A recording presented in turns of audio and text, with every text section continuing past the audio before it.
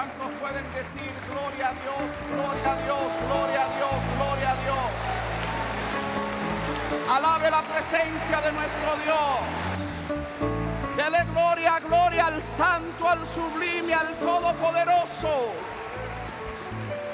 Él es nuestro Dios, Él es nuestro Dios. Dele gloria a su nombre. Con sus labios proclame su grandeza. Proclame su soberanía. Proclame su reino. Proclame su gracia por su gracia. Solo por su gracia. A tu nombre sea la gloria. Solo a tu nombre damos gloria. Solo a tu nombre damos gloria, honra y alabanza. Muy buenos días, mis amados hermanos. Que Dios lo continúe bendiciendo a cada uno de ustedes. Yo quisiera que así de pie podamos leer el libro de Hechos. Vamos juntos a leer la palabra de Dios en el libro de Hechos. Y vamos a leer desde el versículo 6 hasta el versículo 11. Libro de Hechos, capítulo 1, desde el versículo 6 hasta el versículo 11. Y leemos la palabra de Dios en el nombre del Padre, del Hijo y del Espíritu Santo. Entonces, los que se habían reunido le preguntaron diciendo: Señor, ¿restaurarás el reino a Israel en este tiempo? Y les dijo: no os toca a vosotros saber los tiempos y las sazones que el Padre puso en su sola potestad, pero recibiréis poder cuando haya venido sobre vosotros el Espíritu Santo, y me seréis testigo en Jerusalén, en Judea, en Samaria y hasta lo último de la tierra.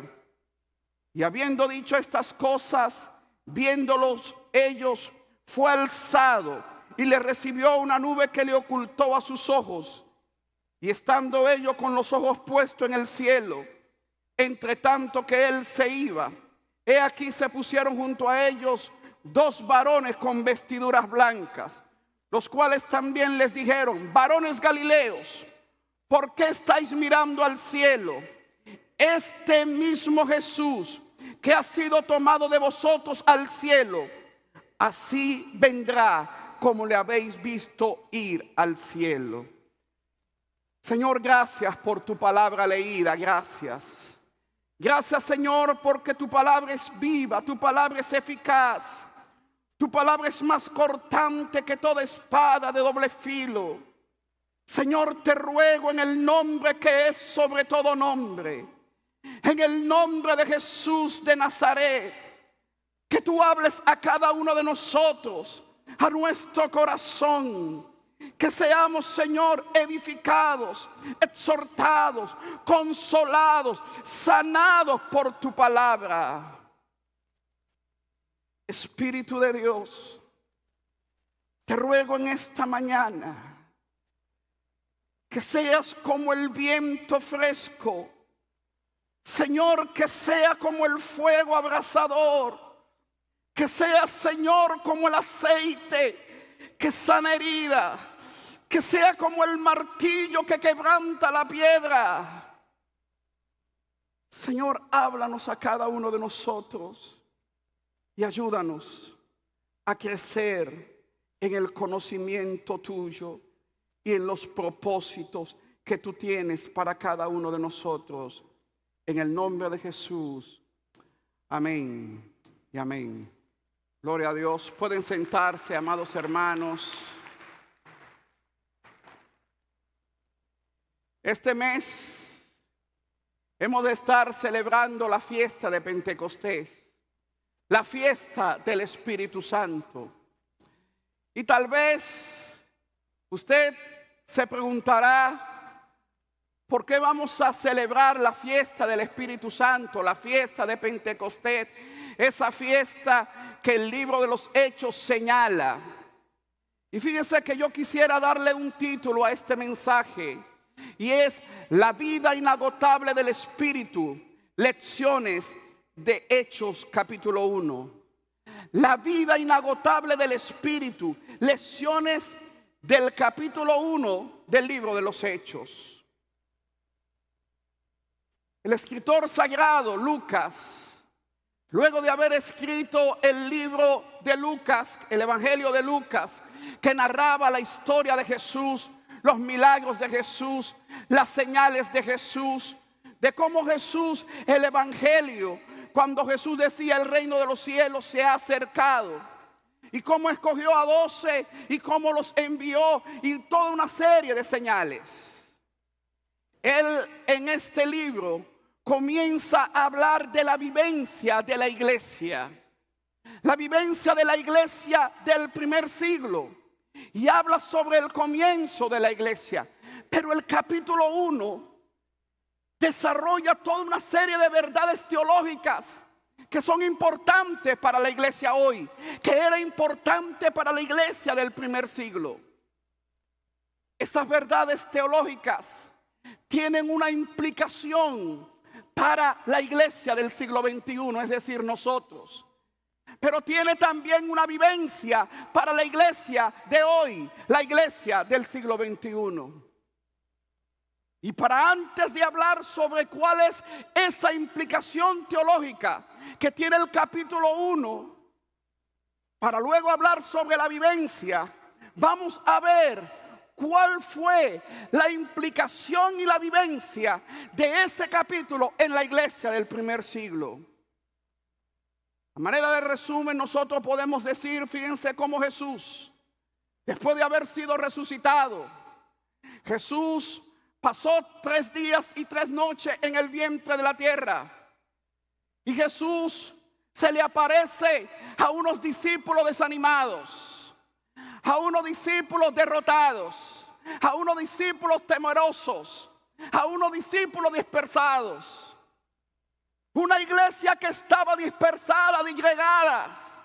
Cada quien iba por donde sea. Pero aparece el Jesús victorioso, el Jesús glorioso, el Jesús que dijo, yo estuve muerto y ahora vivo y vivo para siempre. Eso marcó algo importante dentro de la iglesia.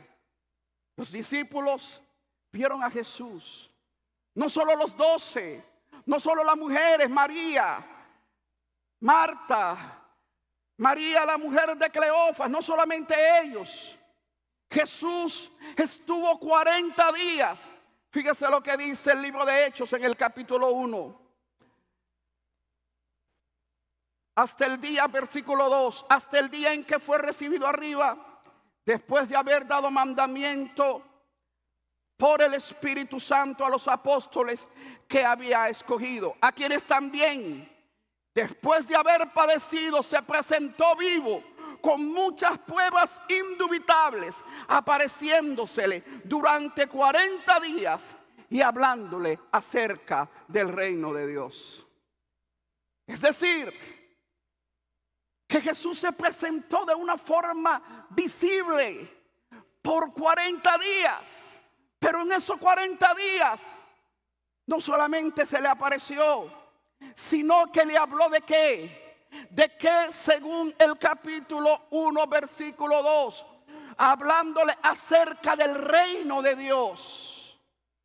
Ese es el primer principio teológico que aparece acá. El reino de Dios. Cuando Jesucristo resucita, cuando Jesucristo comienza a hablarle a los discípulos, que se presentó como el que venció la muerte, que venció el pecado, que venció la enfermedad, que venció todas las huestes del pecado. Que como dice el apóstol Pablo, en la cruz, Él exhibió públicamente el acta de decreto, derrotando a la muerte en la cruz del Calvario. Y pagó el precio por nosotros. y comenzó a hablarles sobre el reino de Dios. Es decir, que es un tema central en el ministerio terrenal de Jesucristo. Pero ¿qué significaba para ellos el reino de Dios? Los discípulos lo habían malinterpretado. El reino era la restitución del reino davídico para ellos. Es decir, Israel iba a ser librado de los romanos, de todos sus enemigos. Y él, Jesús, el Mesías, iba a establecer su reino para siempre. Pero hay una implicación aquí. El reino de Dios no es primeramente político ni social. Tiene una implicación, pero no. El reino de Dios es el reino en el sentido que hay un reino dentro de cada uno de nosotros, de la vida del Señor, el Señor en nosotros, que nosotros somos discípulos, que nosotros somos sus hijos, que nosotros somos sus siervos, que nosotros, cada uno de nosotros es transformado por medio de la palabra de Dios. El reino no es una institución geográfica. No es una institución política, no es una institución social. Tiene un elemento que es, pero Jesucristo le dijo a los discípulos: el reino de los cielos está entre vosotros. El reino de los cielos es que Cristo reina en mi corazón, que Cristo reina sobre la tierra, que Cristo reina en todo el universo, porque Él derrotó todos los poderes de las tinieblas. Y lo vuelvo a enfatizar otra vez. Jesucristo ascendió y se sentó a la diestra de Dios Padre. Y los discípulos pudieron comprender que el reino de los cielos es ya, pero Él todavía no. Es ya, pero todavía no. ¿Qué quiere decir esto? Es que Él reina ya, pero aun cuando nosotros vemos elementos que de repente, oye, está el pecado, está el gobierno de X, de Y, el imperio romano, veían ellos. Pero ellos decían: Jesucristo es el Señor. Jesucristo es el Señor. Y cuando decían Jesucristo es el Señor, Jesucristo es el amo, dueño de mi vida, es el amo y dueño de todo este imperio, es el amo y dueño de toda tribu, lengua, nación. Jesucristo es el Rey. Pero ellos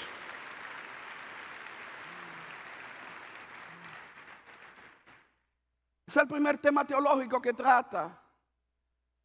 Pero Jesucristo le señala algo. Cuando estuvo 40 días, usted se puede imaginar 40 días. Jesucristo resucita el primer día de la semana, un domingo. Se le aparece a aquellos dos que iban camino a Emaús. Se le aparece a los 12. Se le aparece a más de 500 personas. Le habló del reino. Pero el segundo tema teológico que aparece en este libro, fíjese algo, el versículo 4. Y estando junto con Jesús, los discípulos, les mandó que no se fueran de Jerusalén. No se vayan de Jerusalén. ¿Por qué? Para que esperasen, versículos 4, la promesa del Padre, la cual les dijo: oísteis de mí. Porque Juan ciertamente bautizó con agua, mas vosotros seréis bautizados con el Espíritu Santo dentro de no muchos días. Es el segundo tema teológico que trata el capítulo 1. El primero, el reino. El segundo, la promesa. La promesa del Espíritu Santo. La promesa del bautismo en el Espíritu Santo. El Espíritu Santo está con vosotros, pero estará en vosotros, dice el Evangelio de Juan, capítulo 14. Pero fíjense lo que señala algo.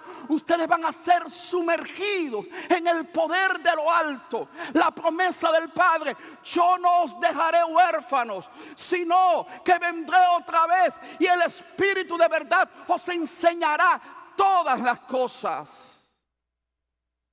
Pero había una condición, una espera estratégica, una espera expectante, una espera en Jerusalén, una espera en el cual hay posibilidades de que somos impacientes. Ya yo quiero ir, ya yo quiero ir a proclamar, ya yo sé lo que voy a hacer esto, voy a hacer lo otro. No, quedaos en Jerusalén hasta que seáis revestidos del poder de lo alto. La promesa del Espíritu Santo es algo. Los discípulos por un momento no entendían la dimensión del reino. Y es por eso que ellos se preguntan: Señor, ¿tú vas a restaurar el reino de Dios en este tiempo? ¿O más tarde? ¿O en qué año? ¿Cuándo? Señor, mira lo que estamos viendo, ya tú resucitaste. Y Jesucristo le dio una enseñanza a la iglesia del primer siglo: la soberanía de Dios. No os corresponde a vosotros saber los tiempos y las sazones que el Padre puso en su sola potestad. No le corresponde a ustedes. Que si hoy, que si tal, ustedes van a ver la dimensión de lo que está pasando. Van a ver inclusive la dimensión de todo esto. Sin embargo, cuando ustedes se han revestido del poder, es decir, nos toca, versículo 7, a vosotros saber los tiempos y las sazones que el Padre puso en su sola potestad. Pero recibiréis poder cuando haya venido sobre vosotros el Espíritu Santo, y me seréis testigos en Jerusalén, en Judea, en Samaria y hasta lo último de la tierra. Cuán importante era para la iglesia del primer siglo estas palabras de Jesús. Podemos meditar un momento en el contexto histórico de la iglesia del primer siglo. Una iglesia que surge en Israel, una iglesia que surge en Judea y en Galilea. Una iglesia que surge en Samaria porque se extiende hasta Samaria. Y una iglesia que rebasa. Y ellos se preguntaban: pero ¿qué va a pasar con el gobierno? ¿Qué va a pasar con el imperio? ¿Qué va a pasar con Jerusalén? ¿Qué va a pasar con el templo? ¿Qué va a pasar? Nos toca a vosotros saber. Muchas veces nosotros nos detenemos en la iglesia contemporánea. ¿Qué va a pasar en nuestro tiempo? ¿Hasta cuándo vamos a ver esto? ¿Vamos a ver lo otro? ¿Hasta cuándo? Señores, hoy no os toca a vosotros saber lo que el Padre puso en su soberana y plena potestad. Él es soberano, Él gobierna, aunque tarde, Él gobierna. Él es Señor sobre el cielo y sobre la tierra.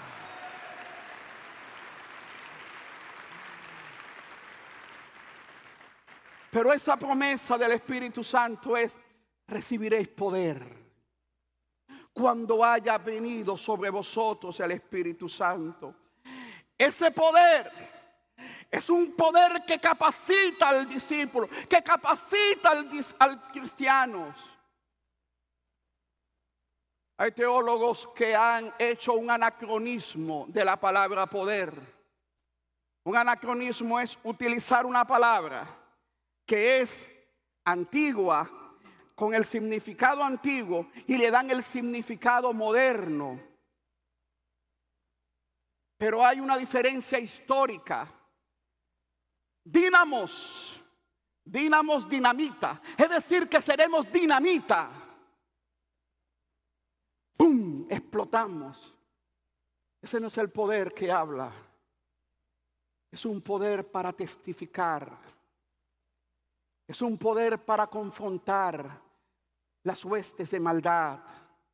Es un poder para vencer la naturaleza pecaminosa que está en nosotros. Es un poder para entender que yo solo no puedo. Es un poder para entender que muchas veces cuando yo veo a aquella persona que yo le hablo, que yo le predico, y no, lo que me da gana es de tomar la Biblia y ponérsela por la cabeza para que pueda entender que Dios te ama. ¿Cuántas veces hemos visto a mi hermano? Oye, y estamos orando mucho, pero oye, hay hermano que lo que yo quiero es ponerle la mano. Pero no la mano para bendecirlo, sino ponerle la mano para que me escuche. Poder para soportar. Poder para vivir. Poder para predicar. Poder para enseñar. Poder para movernos en todo lugar. Es un poder capacitado por medio del Espíritu Santo. Es un poder para cumplir el tercer aspecto teológico de esto. Una misión que es universal a toda la iglesia. Me seréis testigos. Los testigos que son personas que viven, que señalan, que testifican, que tienen la experiencia. Los apóstoles tenían la experiencia. Primero vieron a Jesús resucitado. Vieron a Jesús haciendo milagros. Vieron a Jesús haciendo grandes cosas. Y amado hermano, sabe que cuando uno ve este aspecto, cuán importante es, pero hay algo que señala la palabra testigo. Es una persona que es capaz de ir hasta la muerte por lo que cree. Y sabe que la iglesia del primer siglo sufrió persecución. Sabe que la iglesia fue perseguida, lacerada, separada. En Jerusalén estaban todos unánimes juntos y de repente vino una persecución y se dispersaron todos, se disgregaron. Pero con una diferencia, tenían poder. Un poder que no es para autogratificarme, un poder para ser testigo. Y cuando llegaron el momento en la cual tenían que enfrentar la muerte, lo enfrentaron porque tenían capacidad, porque ellos eran débiles, eran endebles, eran pobres, no tenían recursos. Pero tenían poder del Espíritu Santo. Usted sabe que cuenta la historia que en un momento un ministro le dice: mira, hablando de la iglesia en Roma, hoy la iglesia no puede decir como el apóstol Pablo: no tengo plata, no tengo oro. Ve, tenemos plata, tenemos oro, tenemos grandes cosas. Y el predicador itinerante le dijo: sí, pero hay una cosa que no podemos decir ahora. Tenemos plata, tenemos oro. Pero ¿cuántos podemos decir en el nombre de Jesús de Nazaret? Levántate y ponte de pie. Decirle a aquel que está abatido que en el nombre de Jesús hay salvación, que en el nombre de Jesús hay libertad, que en el nombre de Jesús hay restauración, que en su nombre hay victoria. Alabado sea su nombre. Es vigencia, una vigencia permanente del Espíritu Santo en nosotros. Una misión, ser testigos.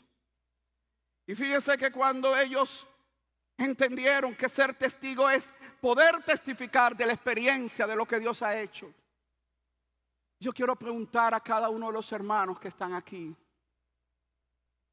¿cuántos son testigos del poder de Dios? Vuelvo a decirlo. ¿Cuántos han visto el poder de Dios en su vida?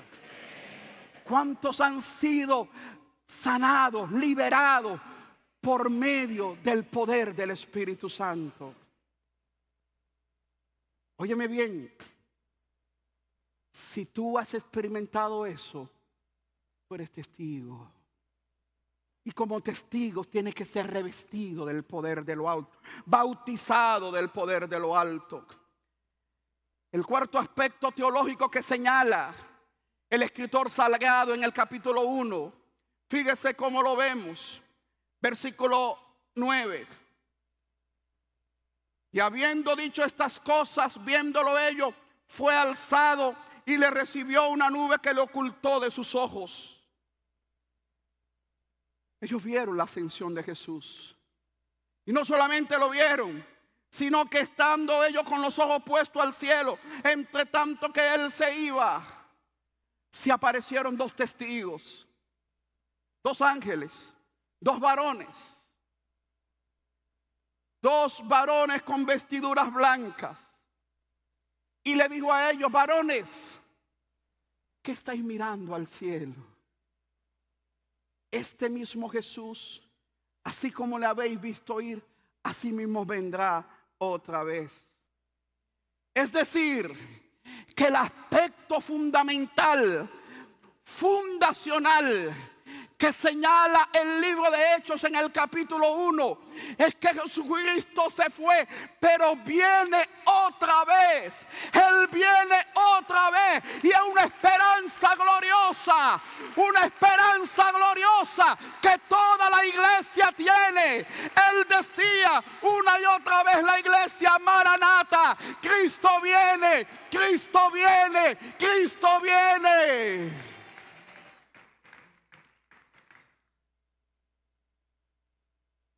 Tal vez tarde, dice uno, bueno, tarda eso. Pero la iglesia del primer siglo decía: Cristo viene. Fíjense el quinto aspecto de la iglesia. Versículo 14. Primero, Jesús resucitó. 40 días se le presentó, le habló del reino. Segundo, le citó la promesa: seréis revestidos del poder de lo alto. Le habló sobre la misión universal e integral como iglesia. Cuarto, le habló sobre la ascensión y que viene otra vez. Pero quinto, y esto es importante que la iglesia lo entendió, obedeció lo que Jesús dijo. Léalo conmigo, Hechos 1, capítulo 14. Todos estos, ¿quiénes? Más adelante en el versículo anterior dice: Pedro, Jacobo, Juan, Andrés, Felipe, Tomás, Bartolomé, Mateo, Jacobo, hijo de Alfeo, Simón el celote, y Judas, hermano de Jacob. Todos estos perseveraban ¿cómo? Unánimes. ¿Y qué? En oración. ¿Y qué? Y ruego con las mujeres y con María, la madre de Jesús, con sus hermanos. Esta es la última vez que aparece en el Nuevo Testamento María, la madre de Jesús.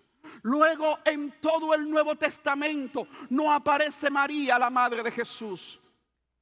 Pero ¿sabe cómo estaban ellos? Perseveraban unánimes. ¿Unánimes en qué? En oración y ruego. Ellos entendieron que la iglesia hay un motor, hay algo que sostiene, y es la oración del cuerpo de Jesucristo. Es entender que nosotros como iglesia necesitamos la oración, y ellos entendían la oración. Y fíjese que no era una oración individual, era la oración corporativa, la oración congregacional. Estaban unánimes orando y esperaban. Y esperaban. Aproximadamente 10 días después. Recuerda que Pentecostés son 50 días después de la Pascua. 40 días tuvo Jesús enseñándole sobre el reino. Y en un de repente, porque Dios hace en los de repente, Lo que sí estaban era perseverando unánimes, perseverando una y otra vez, orando y ruego.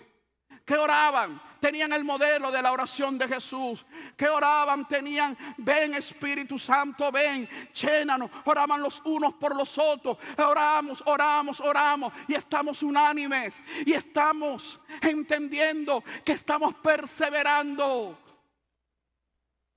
Y en ese de repente vino el mover extraordinario del Espíritu Santo. Y fueron sumergidos. Pero antes de esa sumersión del Espíritu Santo, fíjese algo, y quiero que usted vea conmigo el capítulo 15, que es el sexto aspecto teológico que señala este evangelio. En aquellos días Pedro se levantó en medio de los hermanos, y los reunidos eran como 120 en número. Y dijo: varones hermanos, era necesario que se cumpliese la escritura en que el Espíritu Santo habló antes por boca de David cerca de Judá, que fue guía de los que prendieron a Jesús. Y era contado entre nosotros y tenía parte en este ministerio. Este pues adquirió, con el salario de su iniquidad, adquirió un campo y cayó de cabeza y se reventó por la mitad.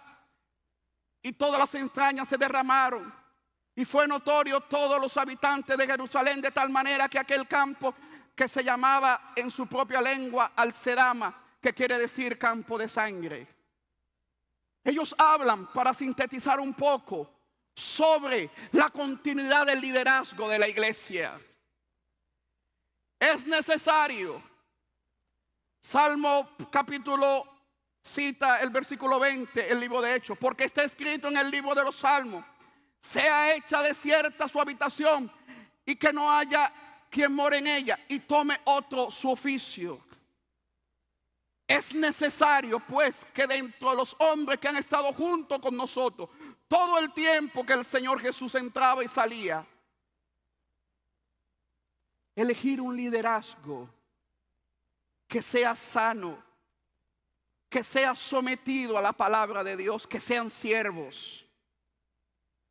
Ese aspecto es trascendental, que muchas veces nosotros lo pasamos por alto. El reino de los cielos se entiende, y un discípulo forma un discípulo, y ese discípulo forma un discípulo, y hay una continuidad. Que aquí los importantes no son los líderes. Aquí los importantes es el Espíritu Santo, que se mueve en medio de su pueblo, que usa hombres y mujeres para la gloria del Señor como Él quiere. ¿Cuál es la implicación de la iglesia hoy? Y quiero ir cerrando. Hoy nosotros como iglesia debemos redefinir el reino de Dios. Hoy como iglesia estamos tentados con agenda política, con agendas sociales, pero recordando que el reino de Dios no es eso. Oye, que nosotros queremos tener una preponderancia, el Kingdom Now. Oye, yo quiero gobernar aquí, mira que haya gobernante, que haya esto. Si Dios en su infinita gracia, en su infinita misericordia, quiere escogerte a ti, que tienes capacidad de dirigir, de gobernar, gloria a Dios. Pero como iglesia, no caigamos en la tentación de entender que la agenda política es la agenda del reino. No, las implicaciones sociales y políticas son necesarias, pero lo primordial es la proclamación del reino de Dios en la vida y en el corazón. Todo hombre, toda mujer necesita el señorío de Jesús en su vida. ¿Qué implicación y qué vivencia? Debemos priorizar la evangelización, el discipulado, como herramientas esenciales para la expansión del reino. El segundo aspecto, la dependencia radical del Espíritu Santo. En una era de tecnología, de herramientas, de profesionalismo, oye, de una serie de técnicas, de cómo podemos llegarle a las personas, de cómo podemos hablarle. Los recursos, bien, pero necesitamos el Espíritu Santo. Solo el Espíritu Santo es el que convence de pecado, de justicia y de juicio. Solo el Espíritu Santo es el que nos capacita, aún en mi debilidad, aún en mi desconocimiento, aún en mi poco hablar. Por medio del Espíritu Santo, a través de su palabra y el sometimiento, una iglesia que es capaz de ser pujante, que es capaz de llegar a las zonas más hostiles, a las zonas más pecaminosas y llevar un mensaje que Cristo transforma vidas. Necesitamos. ¿Cuál es la vivencia? Debemos fomentar una cultura de búsqueda del Espíritu Santo. En oración, en llenura.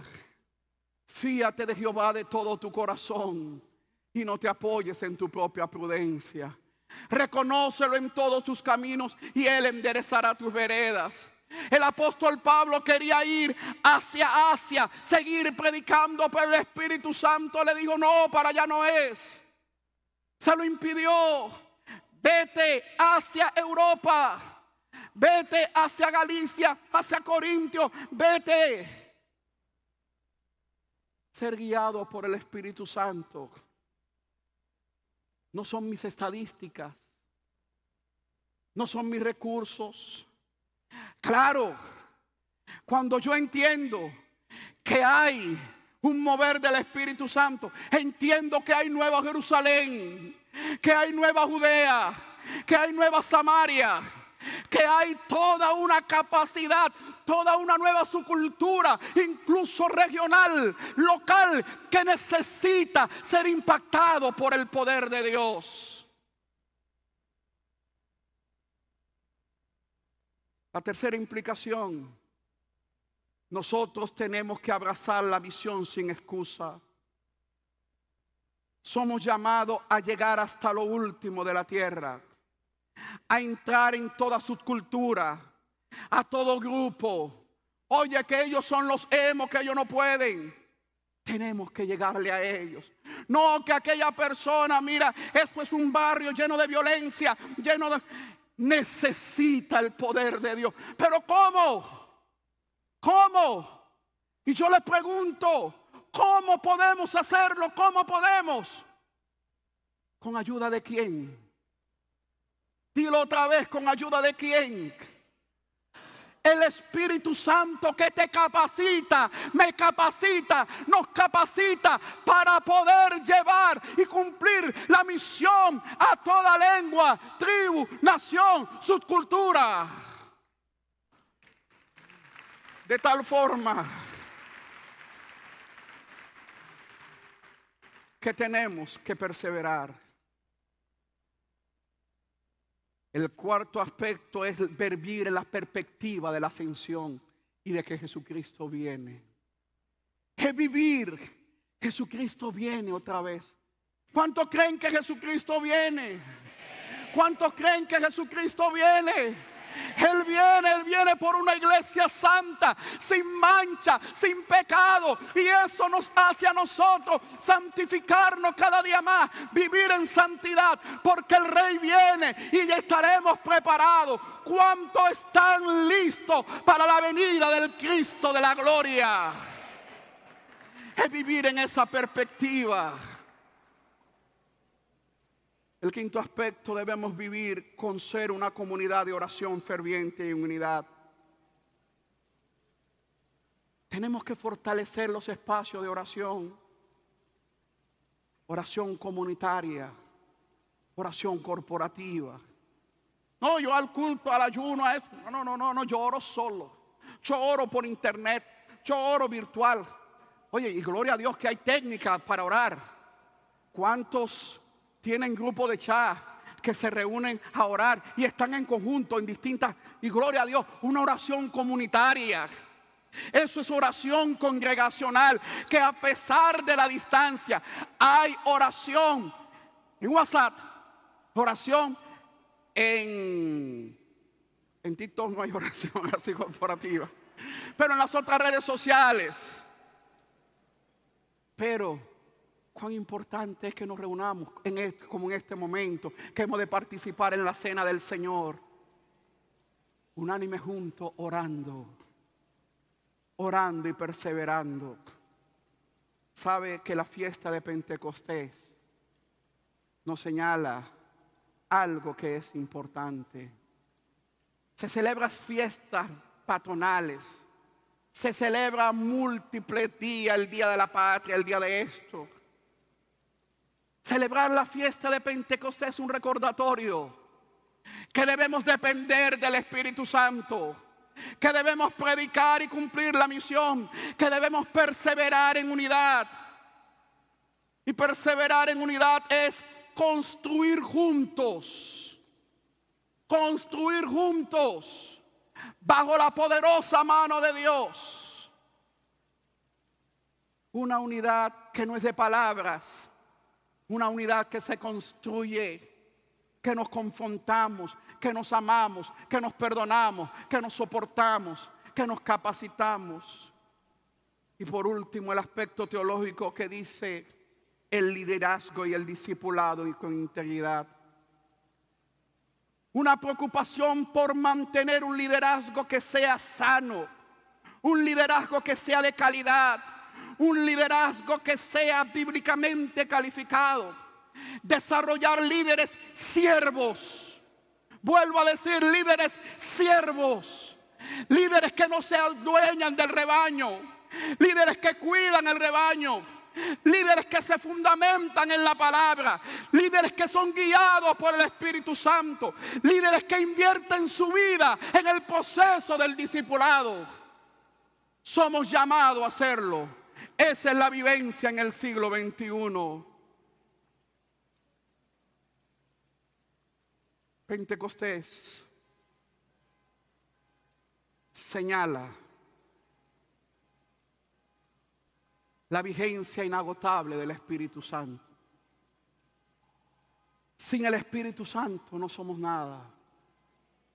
En algún momento se puede apagar.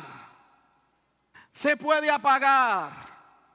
Y usted y yo reconoce la enseñanza del apóstol Pablo. Dígalo conmigo, no apaguéis el espíritu. No apaguéis el espíritu. Que arda la llama hasta que Él vuelva. Que arda la llama hasta que Él vuelva. Que seamos una iglesia llena del poder de lo alto. Que Dios se mueva como Él quiera.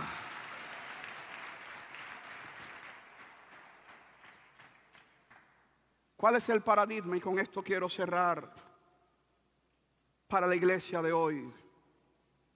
Una comunidad que sea investida, fortalecida por el poder de lo alto. Usted sabe que muchas veces hay personas que dicen, bueno, vamos a empoderar. Me imagino que empoderar es dar poder.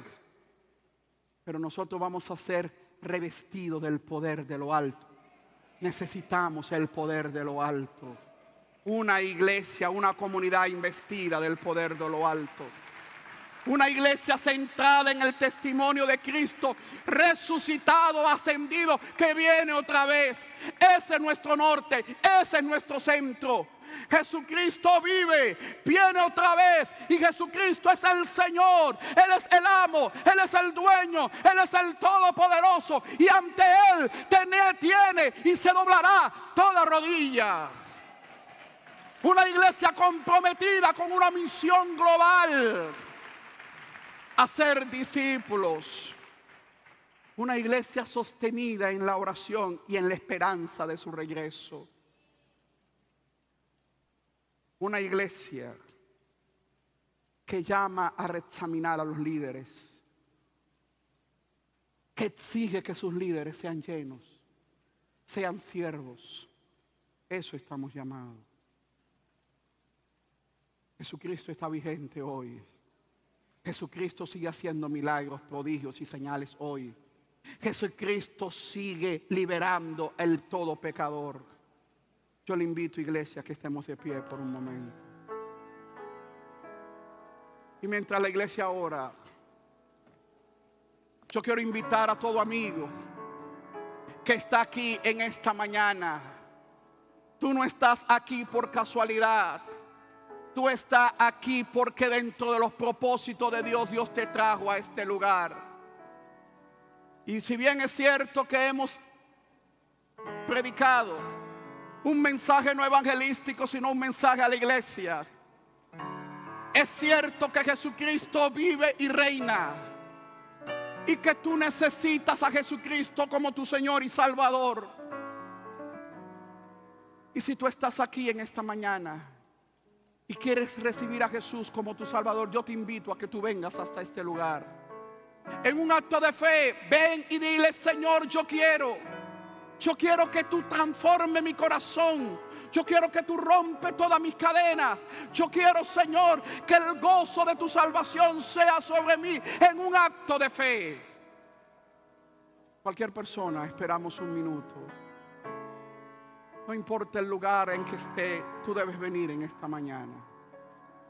Los brazos de la cruz están abiertos, esperando para darte salvación y vida eterna. Es la promesa de la cruz. La promesa de que en Él tú tendrás vida y vida en abundancia. Dios bendiga a esta dama. Dios bendiga al joven. Dios bendiga a la dama. Ven a Jesús. Es un acto de fe, es un acto de fe. El Señor es la promesa. Él transforma, Él salva, Él redime, y en Él tenemos vida eterna. Y la seguridad de que no estamos solos, que el Espíritu de Dios, el Espíritu de la promesa, nos da vida. Nos da vida. Gloria al Señor. Dios bendiga al caballero. Dios bendiga a cada uno de ustedes. Esperamos unos segundos nada más. Sabemos que debemos de sentarnos a la cena del Señor. Pero cuán importante es este paso. Gloria a Dios, bienvenidos. Queremos orar con ustedes. Queremos guiarle en este paso, reconociendo que es un acto de fe, que el Señor es el que hará en ustedes grandes cosas, perdonará sus pecados, da una nueva vida, nueva criatura en Cristo Jesús. Todo aquel que confiesa con Jesús es el Señor, se convierte en hijo de Dios. Para guiarlo en esta oportunidad, yo le pido que cierren sus ojos por un momento para quitar la mirada. Y por favor repitan conmigo: Padre, yo vengo ahora a ti. Yo reconozco, soy pecador. Reconozco, he vivido apartado de ti. Perdona mis pecados, borra mis rebeliones, inscribe mi nombre en el libro de la vida. Hazme una nueva criatura, una nueva persona en Cristo Jesús. Límpiame de todos mis pecados, borra toda mi maldad y hazme nuevo en Cristo Jesús. Lléname de tu Espíritu Santo, que tu gozo, tu paz llene mi corazón, en el nombre de Jesús. Amén y amén. Sigan con sus ojos cerrados. Hemos de orar, iglesia. Extiende tu mano. Vamos a orar. Padre, en el nombre de Jesús, tú conoces a cada uno de los que están aquí en esta mañana. Tú los conoces por sus nombres. Hoy oramos por ellos, oramos por ellos. Señor, perdona sus pecados, límpialo de su maldad, oh Dios. Espíritu Santo, rompe toda cadena, rompe toda atadura, rompe toda ligadura, en el nombre de Jesús. Llénalos, llénalo de tu gozo, llénalo de tu paz, llénalo de tu Espíritu Santo. Paracleto nuestro, Espíritu de la promesa, llénalos a cada uno. Llénalos de ti y confirma en cada uno de ellos que son nuevos, que son hijos tuyos, llenos del poder de lo alto. Gracias, Señor, gracias. En el nombre de Jesús. Amén y amén. Gloria a Dios. Yo quiero invitarles, bienvenidos, a que se volteen un momentico, se quedan un momento ahí, por favor. Y van a mirar a la congregación. Por favor, voltéense un momento hacia la congregación. En su mano izquierda está el anciano Carlos de la Rosa. Y en un momento ustedes lo van a acompañar y después han de regresar. Se le va a entregar una literatura. Pero la iglesia queremos decirle unas palabras. Iglesia de Jesucristo, a la cuenta de 3, 1, 2 y 3. Bienvenidos a la familia de Dios. Son bienvenidos a la familia de Dios. Por favor, las diaconisas lo van a acompañar hacia el salón admirable donde han de tomar sus notas. Iglesia, levanta tu mano y clama: Padre, gracias.